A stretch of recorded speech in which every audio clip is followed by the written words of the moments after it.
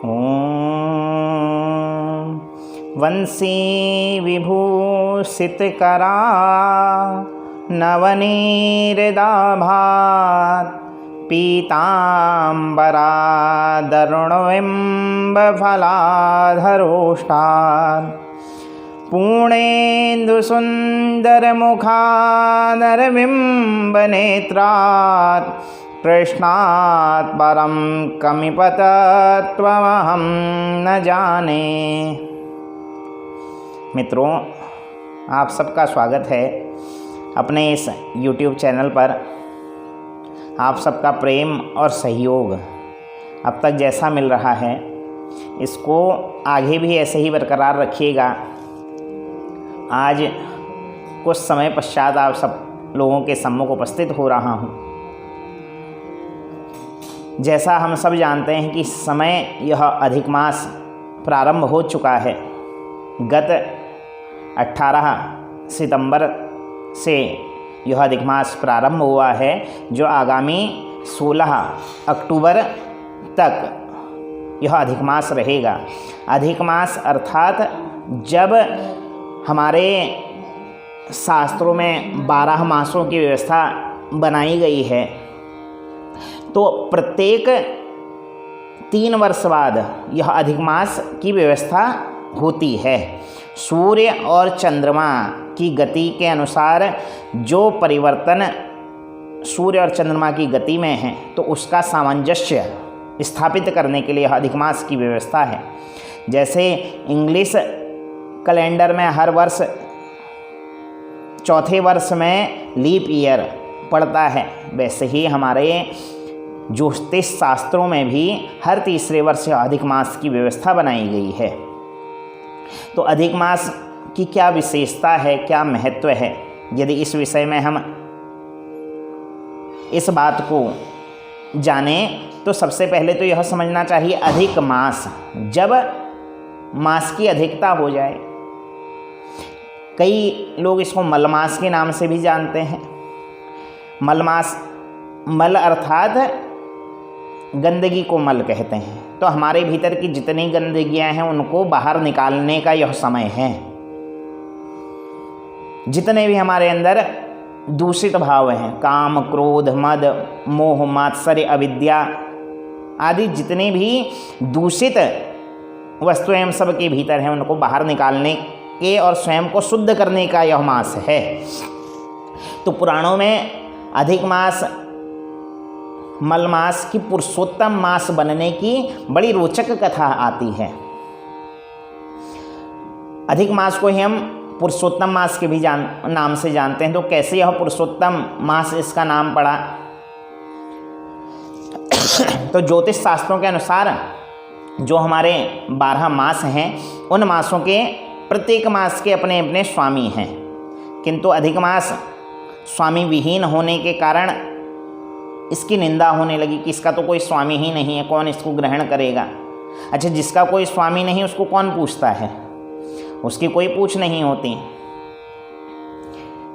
तो यह अधिक मास को बड़ी ग्लानि हुई कि क्या मैं जीवन पर्यंत ऐसा ही रहूँगा? कोई मुझे पूछेगा नहीं? क्या मेरे भीतर इतने अवगुण हैं कि किसी ने मुझे अपना दास नहीं बनाया, कोई मेरा स्वामी नहीं? तो मन में ऐसे विचार ले वैकुंठ लोक भगवान के धाम गया। वहाँ भगवान विष्णु की बहुत स्तुति करी। कहते हैं जप तप आदि बहुत किया इस अधिक मास ने, जिससे भगवान संतुष्ट हो गए, भगवान प्रसन्न हुए और इसको ग्रहण किया और कहा, आज से मैं तुम्हें अपना एक नाम पुरुषोत्तम, जो भगवान का एक नाम है पुरुषोत्तम, भगवान राम का वैसे एक नाम है पुरुषोत्तम, तो कहा आज से मैं तुम्हें अपना वह नाम पुरुषोत्तम देता हूँ। तो आज से तुम्हारा नाम पुरुषोत्तम मास होगा। और इस पुरुषोत्तम मास में थोड़ा सा भी किया हुआ दान, पुण्य, जप, तप, हवन, यज्ञ आदि का विशेष फल प्राप्त होगा, हजारों गुना फल प्राप्त होगा। तो भगवान कहने लगे कि हे पुरुषोत्तम मास, आज से मैंने तुम्हें ग्रहण किया। और इसी पुरुषोत्तम मास में भगवान नरसिंह ने भी अवतार लिया था, क्योंकि जब हिरण्यकश्यप ने ब्रह्मा जी से वरदान मांगा कि ना जल में मरूँ, ना थल में मरूँ, ना आकाश में मरूँ, ना पृथ्वी में मरूँ, ना घर के भीतर मरूँ, ना घर के बाहर मरूँ। इतना सब मांग लिया तो उसने अंत में कहा कि एक वर्ष में 12 मास होते हैं, तो मैं 12 मासों में ही ना मरूँ। तो उसके वध के लिए भगवान ने नरसिंह अवतार इसी अधिक मास में लिया। तो इस अधिक मास में किया हुआ जप, तप, हवन, यज्ञ आदि बहुत अधिक गुना फल देने वाला है। वैसे तो इसमें नए कार्य करने को वर्जित बतलाया कि कोई नवीन कार्य ना करें, विवाह आदि संस्कार ना हो, यज्ञोपवीत ना हो, किंतु हवन, यज्ञ, कथा, भागवत पुराण आदि का श्रवण करने का विशेष महत्व बताया गया। थोड़ा सा भी जप जो किया जाता है उसका विशेष फल इस माह में प्राप्त होता है। भगवान ने स्वयं इसको ग्रहण किया, अपना नाम भगवान ने इस अधिक मास को दिया है, जिसको हम सब पुरुषोत्तम मास के नाम से जानते हैं। तो पुरुषोत्तम मास का महात्म्य वैसे बहुत अधिक बतलाया गया है। यदि भगवान की कृपा रही तो आप सबके सम्मुख पुरुषोत्तम मास का महात्म्य थोड़ा थोड़ा लेकर आगामी सत्र में प्रस्तुत होऊंगा। जैसी भी व्यवस्था बन पड़ी उसको लेकर आऊँगा।